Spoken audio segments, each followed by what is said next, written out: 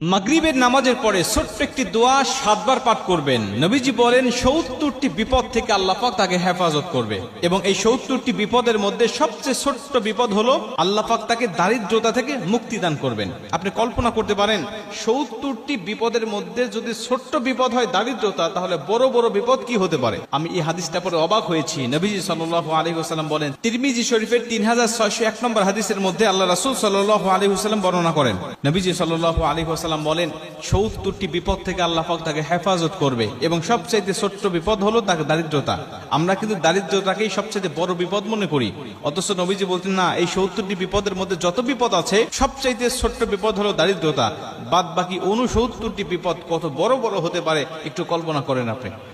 তার মানে আপনি যদি দোয়াটি নিয়মিত পাঠ করেন, আপনার যত বড় অসুস্থতা থাকুক না কেন আল্লাহ পাক আপনাকে পরিপূর্ণ শেফা দান করবে।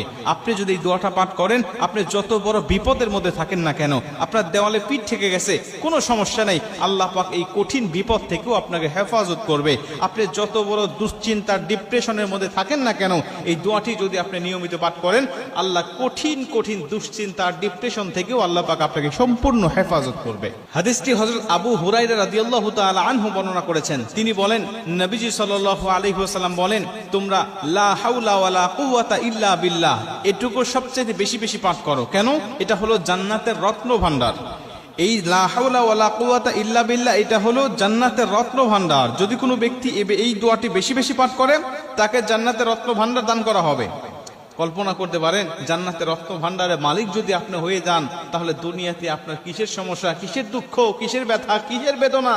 আপনি তো দুনিয়ার জমিনে সবচেয়ে সুখময় শান্তিময় একজন মানুষ।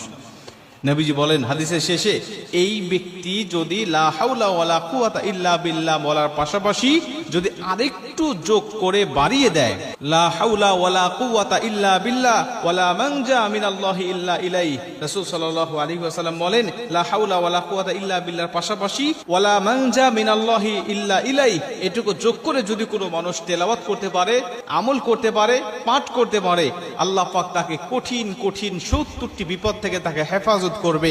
আল্লাহ পাক তাকে বালা মুসিবত থেকে, দুশ্চিন্তা থেকে, রিজিকের অভাব থেকে আমার আল্লাহ পাক তাকে সম্পূর্ণভাবে হেফাজত করবে।